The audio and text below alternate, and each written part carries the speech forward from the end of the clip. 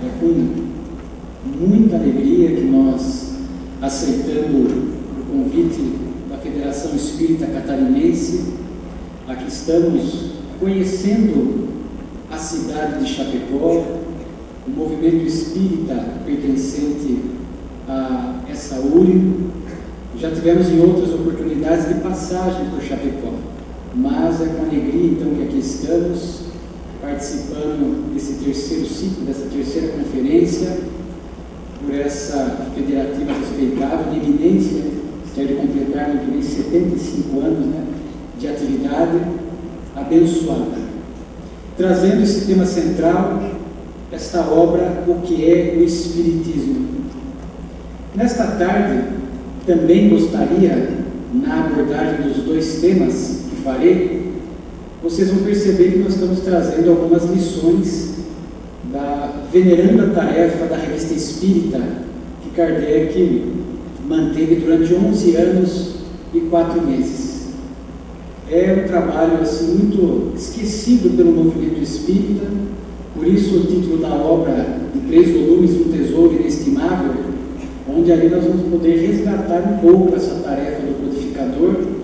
E o meu desejo é que, à semelhança do que aconteceu comigo, o estudo da Revista Espírita foi um marco divisor na minha vida doutrinária.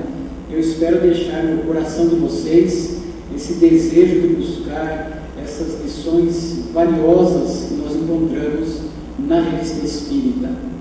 E já me utilizando da Revista Espírita, esta obra, que é o Espiritismo, foi uma obra escrita pelo codificador no ano de 1859. São 160 anos a data comemorativa. Kardec, na Revista Espírita, ele irá colocar que após o lançamento de O Livro dos Espíritos, 2 anos antes aproximadamente, a ideia espírita cresceu e muito. Havia a curiosidade das pessoas, naquele momento inicial do Espiritismo, em conhecer essa nova religião, o que ela trazia em termos de ideias, conceitos e valores. Kardec estima que em 6 meses de Espiritismo, só na França, nós já tínhamos 60 mil espíritas. Então ele percebeu a necessidade de escrever um livro onde ele pudesse sintetizar de forma mais curta, mas importante, o pensamento espírita para essas pessoas movidas pela curiosidade, pelo interesse de travar às vezes um contato um pouco mais rápido com a doutrina espírita para entender a sua base, os seus postulados. Então vem essa obra, o que é o Espiritismo. Claro que para fazer uma abordagem, nós teríamos que escolher um ponto da obra, destacar um trecho, um item, porque seria impossível nós abordarmos toda a obra. E sempre me chama a atenção, na obra que é o Espiritismo, o conceito que Allan Kardec, na introdução, coloca. Porque estamos aqui entre espíritas, talvez alguns simpatizantes, mas se eu perguntar para cada um o que é o Espiritismo, para que a pessoa pudesse conceituar, nós vamos perceber que sairiam conceitos variados. Daí, eu achei interessante nós buscarmos na introdução o conceito colocado por Allan Kardec. O Espiritismo é uma ciência que trata da natureza, origem e destino dos espíritos, bem como de suas relações com o mundo corporal. Vejamos um conceito extraordinário. Ciência, conjunto de conhecimentos que trará para nós essas informações. E diante da necessidade de podermos trazer um tema mais específico dentro desse conceito que está na obra, nós gostaríamos, nesta tarde, de tratar nesse primeiro módulo a respeito de um tema desafiador para nós espíritas. Entender a respeito da nossa origem, mas não a origem no sentido de onde nós viemos antes da atual reencarnação. Isso nós vamos falar um pouco no segundo módulo, o destino, a nossa destinação post-mortem. Neste momento, nós gostaríamos de falar a respeito da nossa origem espiritual. O conhecimento espírita nos propicia entender um pouco da nossa história espiritual, entender o nosso passado, mesmo antes de sermos espíritos, seres inteligentes da criação. Por isso diz que é um tema desafiador que nós vamos conseguir trazer aos senhores usando a codificação espírita, obras complementares de autores conhecidos que prestam de há muito tempo relevantes serviços para a doutrina espírita, espíritos conhecidos também do movimento espírita e também lições valiosas da revista espírita. Quando nós conversamos em grupos de estudo, em algumas palestras, e falamos dessas questões que envolvem o passado do espírito, enquanto princípio espiritual, enquanto psiquismo, nós percebemos que ainda há uma ignorância muito grande nossa a respeito do tema, e eu diria também, às vezes nós desdenhamos esse período evolutivo pelo qual nós passamos, não temos a dimensão, a noção de quanto aquelas experiências lá atrás foram importantes, diríamos imprescindíveis, para o que nós somos hoje, espíritos no reino criminal, com a inteligência, com o senso moral, com o pensamento contínuo, com funções complexas, com o perispírito, com as funções também complexas, que foram sendo construídos ao longo desse tempo. Para que a gente possa entender essa questão da origem dos espíritos, nós trazemos aqui uma questão que está em Livro dos Espíritos, questão 607A. Desta forma, a alma parece ter sido o princípio inteligente dos seres inferiores da criação? Não dissemos que tudo se encadeia na natureza e tende à unidade? É nesses seres que se está longe de conhecer plenamente que o princípio inteligente se elabora, individualiza-se, pouco a pouco ele ensaia para a vida. Este é o capítulo 11, Os Três Reinos, Livro dos Espíritos. Então vejamos aqui a espiritualidade superior, já nos falando desse passado espiritual. Porque hoje nós passamos a entender, à luz da doutrina espírita, que o Pai trabalha incessantemente. Os princípios espirituais não são seres de edição limitada. Deus trabalha sempre. Deus está sempre criando, e usando aqui a nomenclatura doutrinária, princípios espirituais, psiquismo, Joana de Ângeles usa fascículos de luz. Deus está criando. Claro que advém uma dúvida natural e para essa nós não temos a resposta. Como Deus cria, nós não sabemos. Ainda para nós é um mistério esse item da criação divina, como é que Ele cria princípios espirituais. Mas o fato é que cria. O fato é que nós fomos criados por Deus. Somos expressões do amor divino. Está em nós, em nosso gênio espiritual, a paternidade divina. Mas quando nós falamos dessa temática muito importante doutrinária da evolução do princípio espiritual, nós gostaríamos aqui de tratar com os senhores um pouco desses três reinos inferiores. São verdadeiros desafios para nós. E aqui, respeitando aqueles que pensam em sentido oposto. Porque quando nós falamos dessa evolução do princípio espiritual, há alguns que não acreditam, não aceitam a ideia do princípio espiritual ter estagiado inicialmente no reino mineral.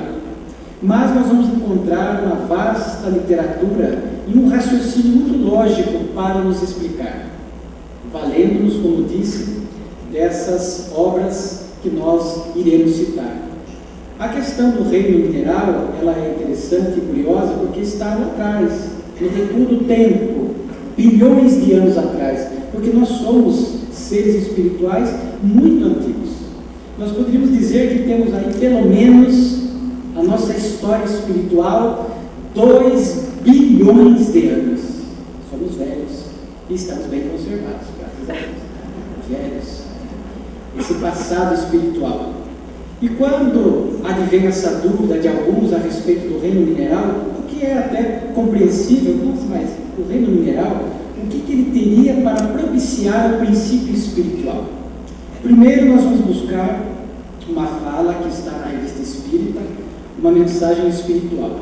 E aqui é interessante, naturalmente, que tudo que Allan Kardec publicava na Revista Espírita é aquilo que havia mínima sintonia com os princípios da doutrina, era aquilo que ele acreditava. Nós não podemos imaginar que Kardec fosse colocar algum texto na Revista Espírita, um órgão de divulgação da doutrina espírita. Era um periódico mensal que Kardec se utilizava para chegar ao movimento espírita, para esclarecer os espíritas. Eu tenho dito que a Revista Espírita se assemelha às cartas de Paulo. Paulo de Tarso não podia estar em todas as comunidades cristãs primitivas. Então, ele se utilizou, inspirado pelo Cristo, das cartas, das epístolas. Kardec, da mesma forma, a Revista Espírita era um meio de chegar naquele movimento espírita iniciante e distante, onde ele pessoalmente não poderia estar. Então, aquilo que ele publicava, naturalmente, estava de acordo com o que ele pensava.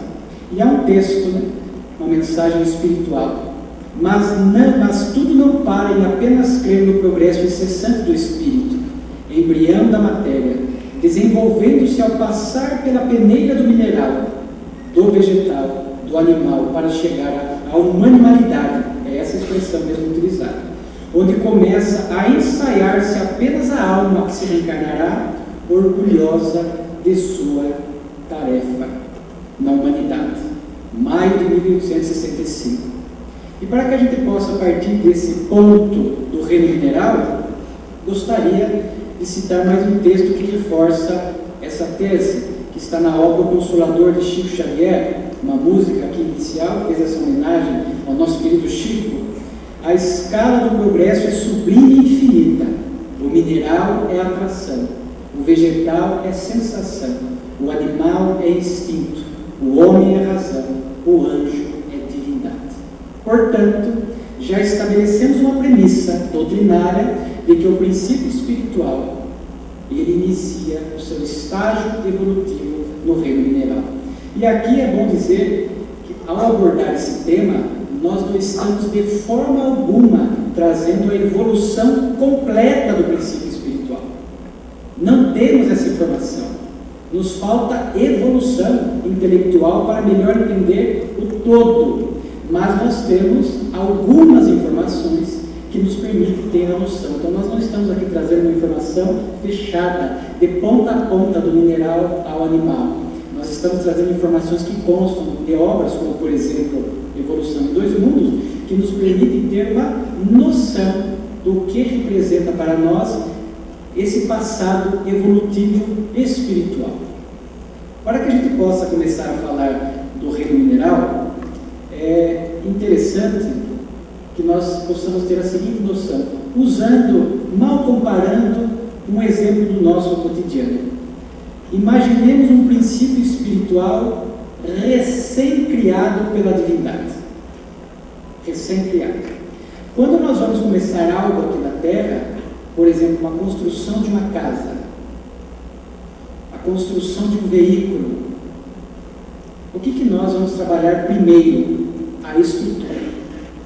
É a estrutura. Sem a estrutura, nós não conseguimos realizar basicamente nada. Ninguém vai colocar uma porta numa casa sem que a estrutura esteja levantada, fixada, trabalhada. Então, o reino mineral representa para o princípio espiritual essa questão estrutural daquela energia recém-criada pelo Pai. Por isso, na obra de Leon Denis, O Problema do Ser, do Destino e da Dor, Leon Denis fala: a inteligência dormita nas plantas, sonha no animal e desperta no nominal. Essa é a frase como ela está na obra. Aí fala, não cita o mineral, não cita porque ele está falando da inteligência. Quando nós falamos de inteligência, essa inteligência embrionariamente começa a ser trabalhada ali no vegetal, no animal, culminando no nominal. De forma que no mineral não se trabalha nenhum aspecto, ainda que rudimentar, embrionário, de inteligência. Nós estamos falando de estrutura energética. Esse é o papel do reino mineral. Há um texto da nobre benfeitora Joana de Ângeles, onde ela nos dá esse caminho, manifestando-se em sono profundo nos minerais, através de milhões de milênios, germina mediante o processo de modificação estrutural, transferindo-se para o reino vegetal, na obra Iluminação Interior. Vejamos então modificação estrutural. E a doutrina espírita nos faz buscar aprendizado, cultura. Aí nós vamos estudar o que é o reino mineral. O reino mineral é basicamente lei de atração e repulsão. Lá nós vamos encontrar pedras, rochas, minerais, sais. Então, um átomo, por essa lei de atração, supervisionado pela espiritualidade maior, que controla esses movimentos da Terra, da vida, seja ela inanimada ou não, quando um átomo se junta a outro para formar uma molécula, ocorrem então essas junções moleculares para formar esses minerais, lei de atração. E quando ocorre uma atração molecular, que um átomo se junta a outro, ocorre um fenômeno, aliás, vários fenômenos químicos, físicos e energéticos, de forma que a espiritualidade superior traz esses princípios espirituais para este momento de junções moleculares, atômicas, para que esta reação química, física e principalmente energética tenha um impacto na estrutura daquele princípio espiritual recém-criado. Então vamos dar um exemplo aqui para a gente entender. Você pega, por exemplo, cloreto de sódio, sal de cozinha, cloro mais sódio. Quando se juntam, há uma junção molecular, há todo esse processo químico, físico, energético, a espiritualidade traz o processo espiritual, o princípio espiritual, que está ali vinculado a essa junção atômica, e aquele fenômeno tem um impacto na estrutura do princípio espiritual. Por isso, Joana de Ângeles, modificação estrutural. Agora vou trazer aqui para os senhores uma pergunta curiosa, para quem gosta de cozinhar. Eu gosto de cozinhar. Você pega o sal de cozinha para temperar uma carne.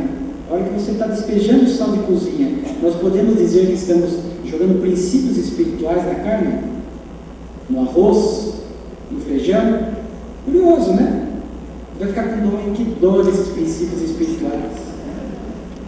Não tem princípio espiritual. Porque o princípio espiritual, controlado pela espiritualidade, ele só está presente nesse momento inicial, a hora que junta, a hora que faz a formação atômica. Depois não há necessidade desse princípio espiritual ali permanecer. É só no início, na formação desses elementos do reino mineral. Nós vamos pegar, por exemplo, uma pedra, uma rocha.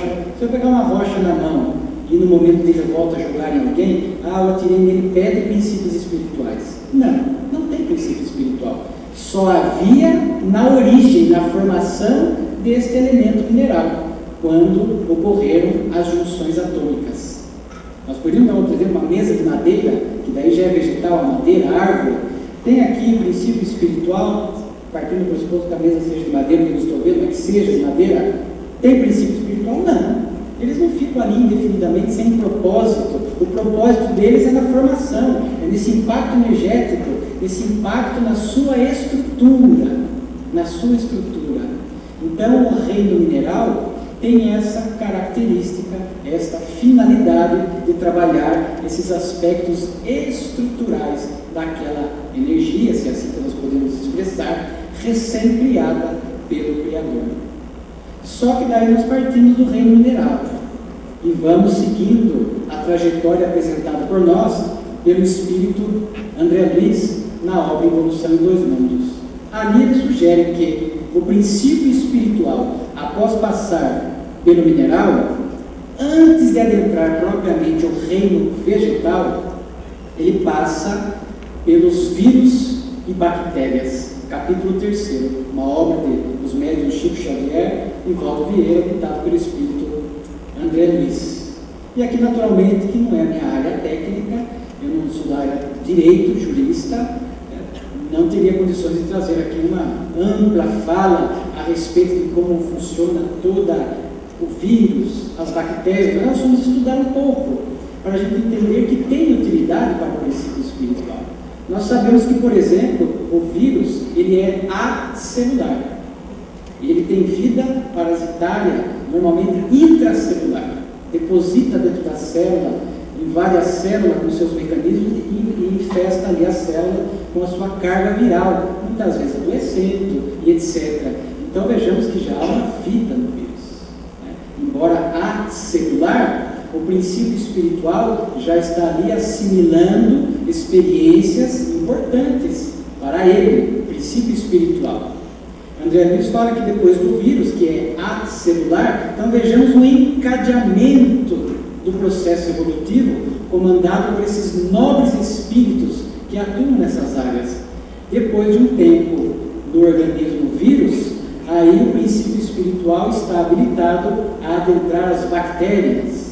As bactérias já são organismos mais complexos, são unicelulares, já é célula, já tem o processo alimentar, já tem o processo respiratório. As bactérias, já inicia nas bactérias, por exemplo, a reprodução assexuada.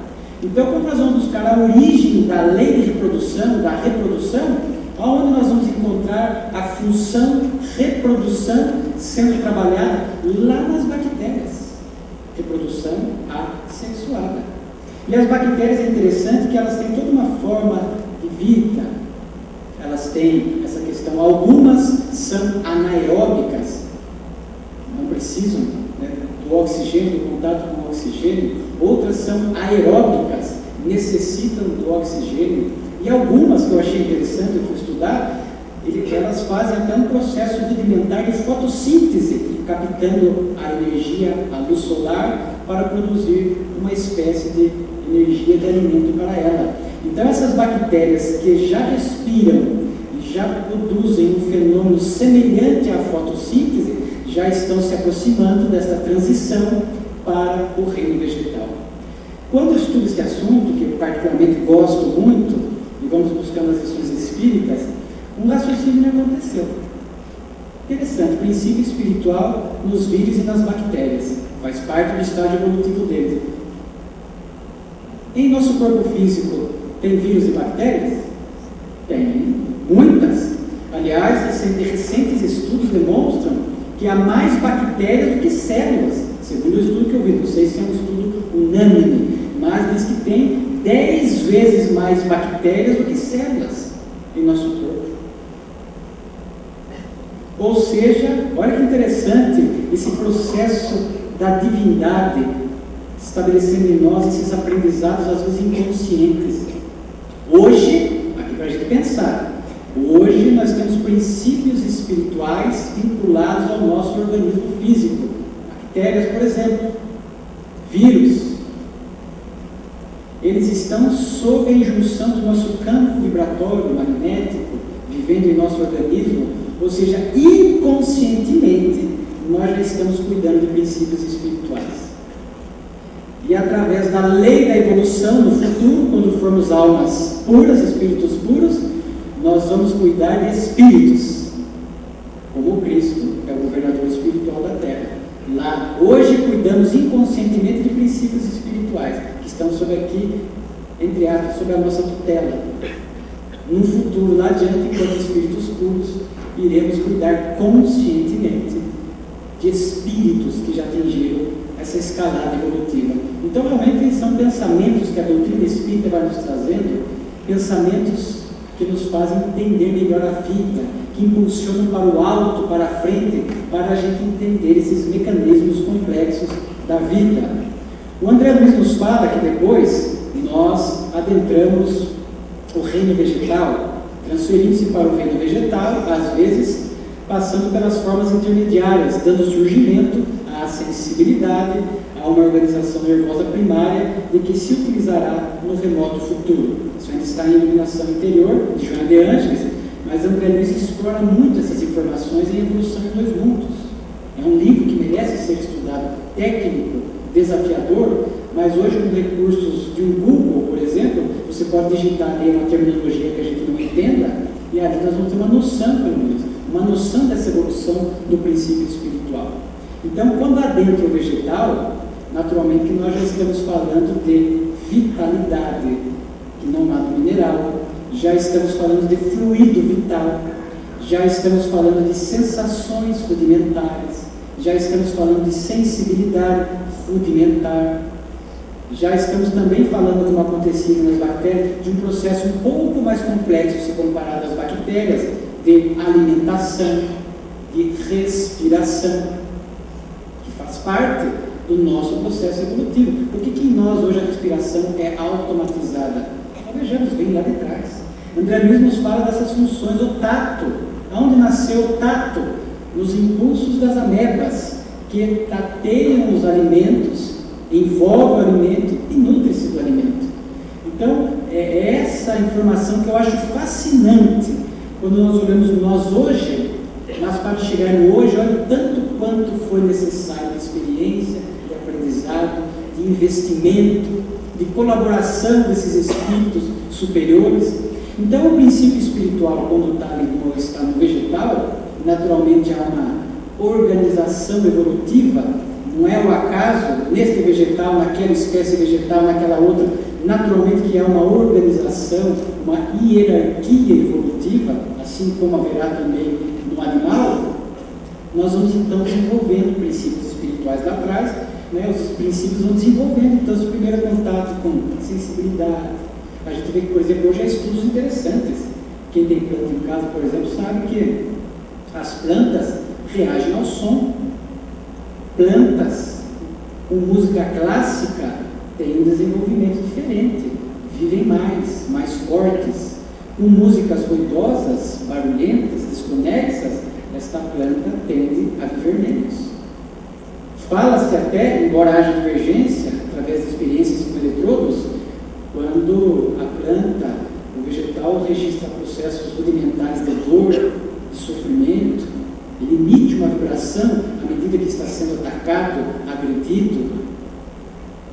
Aliás, até por sugestão do nosso querido Vicente, que é um dos que falará adiante, eu ainda não adquiri o livro, mas certamente vou ler.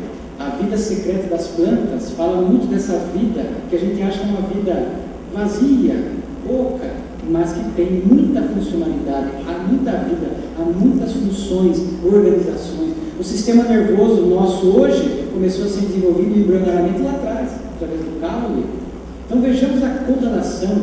Isso eu acho maravilhoso quando nós passamos a fazer esses estudos para entender essa nossa trajetória espiritual. Então estagiamos também pelo reino vegetal para todos esses aprendizados do campo da sensação embrionária, no campo dessa organização nervosa primária, essas reações com o meio ambiente, sobrevivência, etc.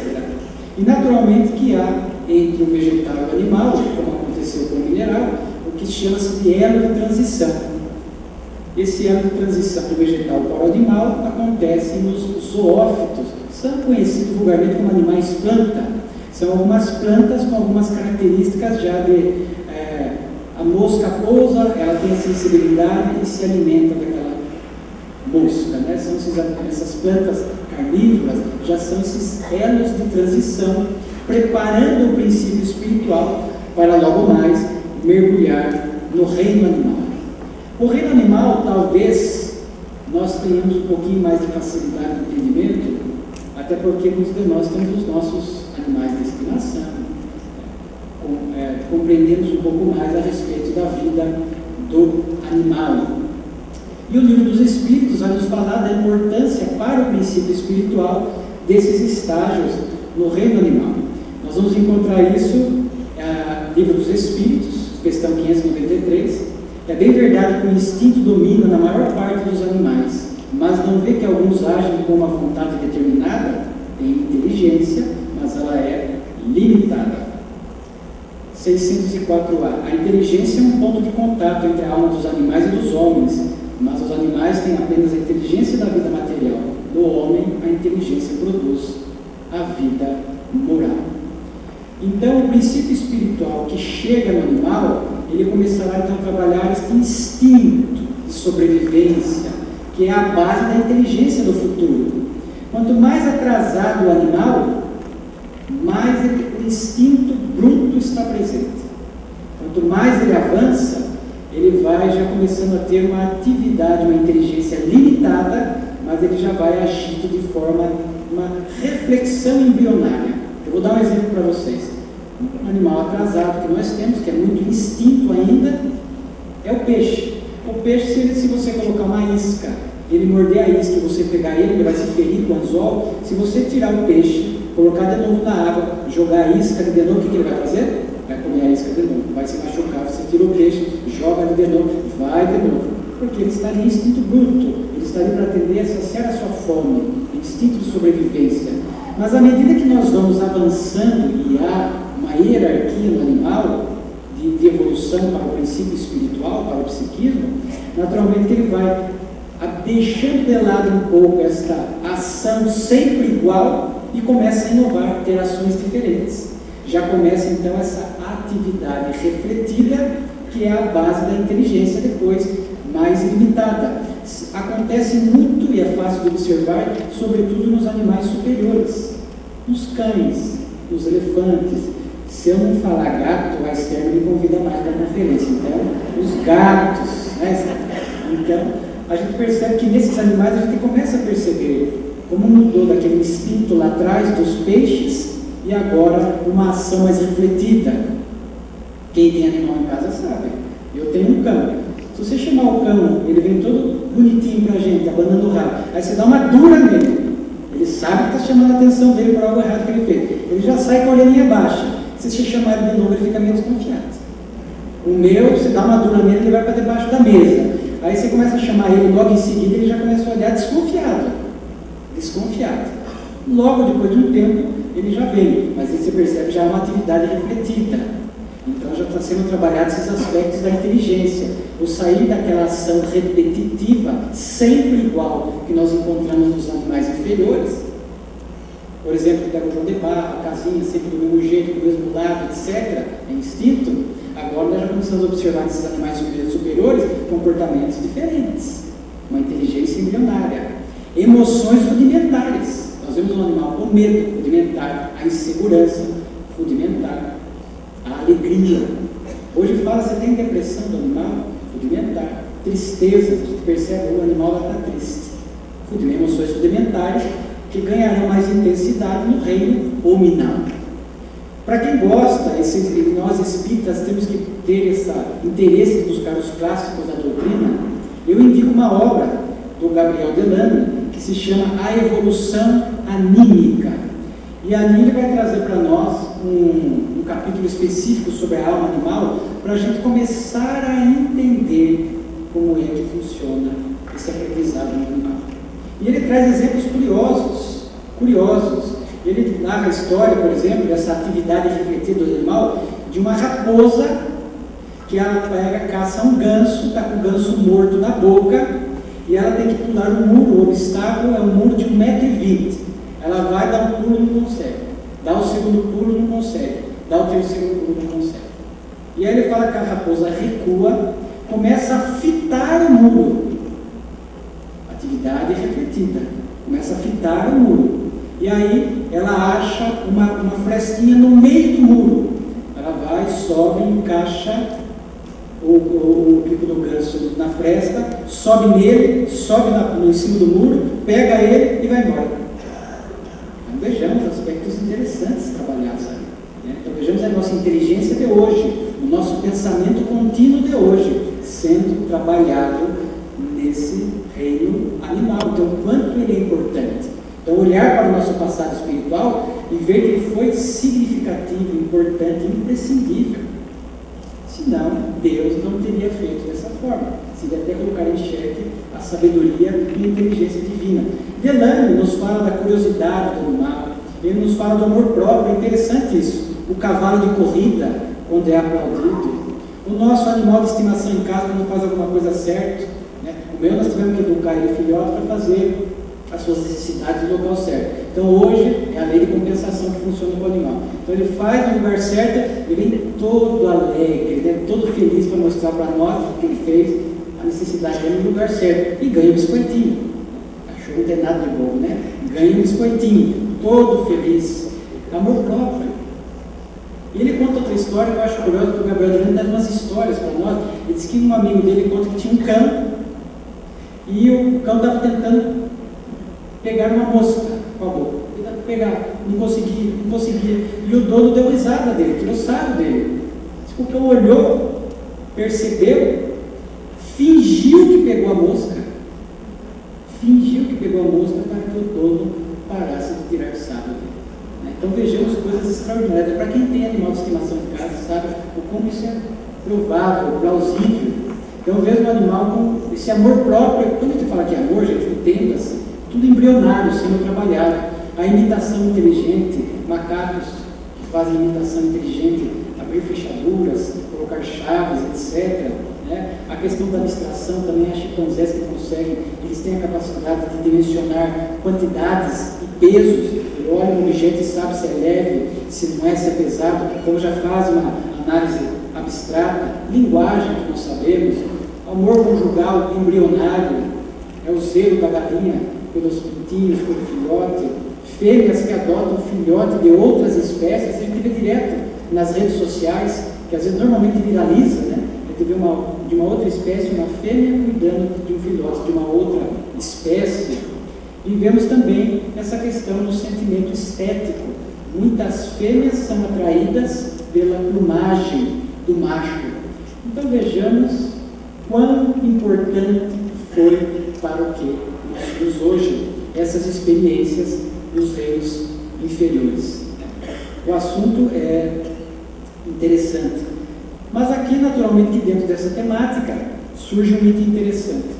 Nos reinos inferiores, já há a individualização do princípio espiritual, ou seja, nós temos um animal, uma alma, um princípio espiritual, ou vários princípios espirituais vinculados a um organismo animal, por exemplo, um organismo vegetal.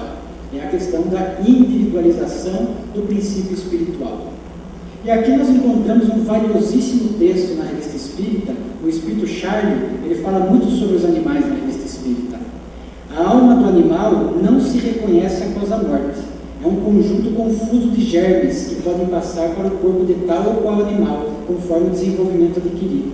Não é individualizada, contudo, direi que em certos animais, mesmo em muitos, é individualizada. Então, numa parte não é individualizada, noutra parte é. Daí, a conclusão lógica e doutrinária é que a individualização do princípio espiritual se dá no reino animal. Porque se numa parte não é coletiva, é o que nós chamamos de alma-grupo. Eu tive a oportunidade, com a autorização, escrevi um artigo nos meus livros sobre a individualização do princípio espiritual e cito Divaldo Franco, porque eu entrevistei e com o consentimento dele lá constei. E perguntei ao Divaldo, ele disse que sim, que ele adota essa tese da alma-grupo, que em alguma parte do reino animal acontece isso. Vários princípios espirituais formando esta alma-grupo que está vinculada a um organismo animal, uma espécie animal, e ali faz o aprendizado. Para a gente poder entender que a teosofia estuda isso um pouco, no Oriente, há filosofias que adotam essa ideia de alma-grupo, e a gente vê que em determinados animais há um impulso coletivo grupal. As abelhas, as formigas, fica bem nítido essa presença de uma alma-grupo, de vários princípios espirituais. A ideia é mais ou menos assim: se nós pegarmos um balde com água, aí você pega um copo e tira uma porção da água, joga nesse copo tinta azul, a água vai ficar azulada, e a hora que eu devolver essa água ao balde, aquela água também vai adquirir uma tonalidade azulada, embora não estou mais fraco, mas vai adquirir a tonalidade azulada. Basicamente, as almas grupos funcionam assim.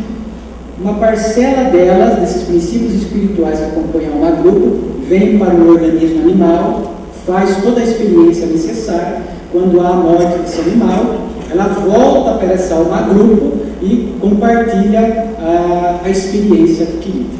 Há esse compartilhamento. Claro, vocês podem, eu sei que eu sei que muitos dos senhores têm muitas dúvidas sobre a alma grupo. Nós não temos respostas. É apenas uma noção para nós entendermos. É uma alma grupo para toda uma espécie?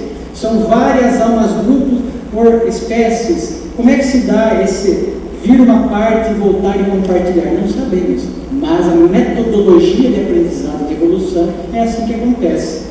Ok, Alessandro, mas no momento do animal, então, individualiza. Sim, nos animais superiores já é, entre aspas, uma alma, um princípio espiritual, um psiquismo só, individualizado, já com uma energia que o envolve, segundo Viana de Carvalho, obra Atualidade do Pensamento Espírita, que no futuro dará origem a esse perispírito complexo no reino hominal. Mas onde individualiza? André Luiz e o Dr. Jorge Andréa falam dessa questão que se dá nos répteis, porque os répteis já têm uma glândula pineal embrionária, chamada olho pineal, que permite então que um único princípio espiritual possa vincular-se a esse organismo e ali tomar as rédeas, gerir aquela vida. Então estima-se, de acordo com essas informações, que é nos répteis que acontece esse processo de individualização. Como individualiza? Não sabemos. É a espiritualidade que naturalmente toma as rédeas dessa ação e vai promover isso. E engraçado que eu tive a oportunidade, certa feita, de entrevistar o Divaldo, e já finalizando aqui o nosso raciocínio. Uma vez, estava nesse hotel, foi uma entrevista para a Brahma, e depois eu perguntei para ele o seguinte, que eu tinha lido uma pergunta na obra Atualidade do Pensamento Espírita, que à época me trouxe uma dúvida doutrinária imensa, porque estava assim, em termos no mundo, milhões de insetos, cada inseto se tornará uma alma do reino nominal, se humanizará? Essa é a pergunta. E aí a resposta do Viana de Carvalho, não necessariamente. E claro que aquilo me trouxe uma dúvida, porque a gente não pode partir do pressuposto que aquele princípio espiritual deixaria de existir, porque a partir do momento que criado por Deus, é eterno. Aí eu perguntei ao Divaldo, ele falou assim, aí o Divaldo, olha a felicidade desse grande trabalhador da doutrina espírita, ele usou para mim a seguinte expressão, Deus cria moléculas de psiquismo, e num dado momento essas moléculas se fundem para formar uma só, um princípio espiritual individualizado.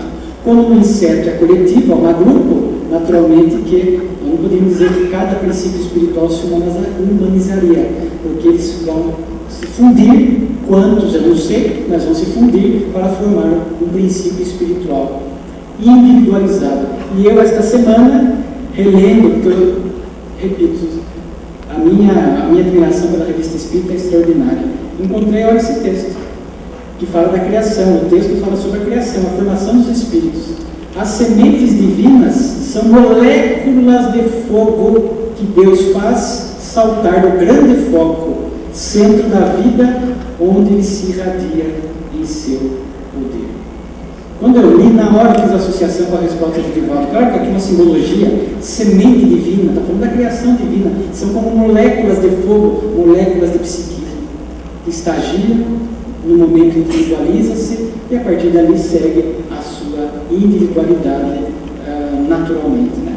Então, quando nós olhamos para tudo isso, é uma bênção, nós olhamos essa evolução, que depois, é claro, vai fazer essa transição para o reino nominal, do animal para o nominal, não é direto, por mais que a gente pegue o animal mais evoluído da Terra, ele não tem condições de ir para o reino nominal, está no livro dos Espíritos, a distância entre o animal e o homem é a mesma do homem e Deus, claro que é uma simbologia para mostrar que é uma distância.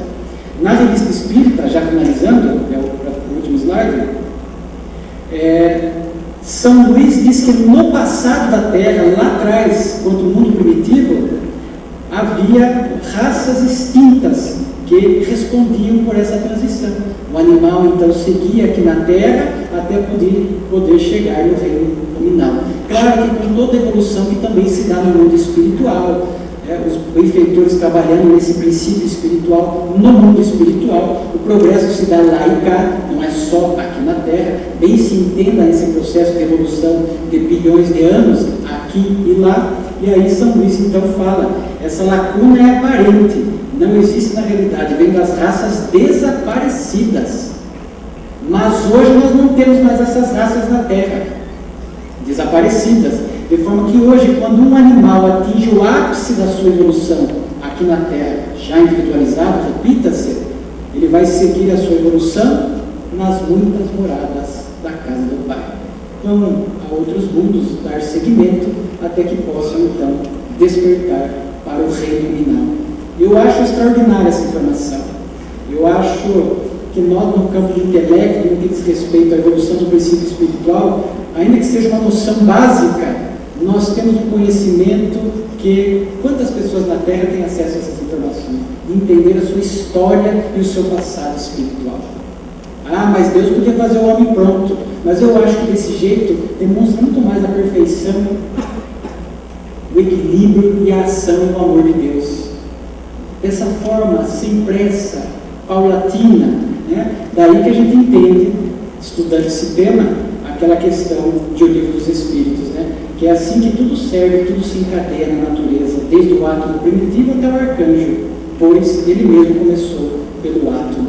Só que este átomo que ele está falando aqui não é o nosso átomo, diz o Espírito Camilo, é o átomo da matéria cósmica primitiva, na obra dos passos da vida terrestre.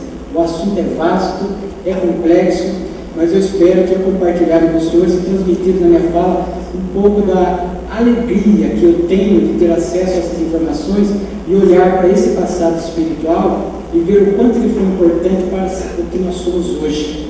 Olhar este passado, esta criação, essa ação divina, esse movimento dos benfeitores no mundo espiritual, é uma frente de trabalho. Quem gosta de animais, por exemplo, a Esther, vai poder trabalhar do lado de lá com animais, com os princípios espirituais dos gatos, por exemplo, né? Ajudá-los em alguma medida, dos cães, é uma frente de trabalho do lado de lá, mas que pressupõe naturalmente conhecimento e qualificação.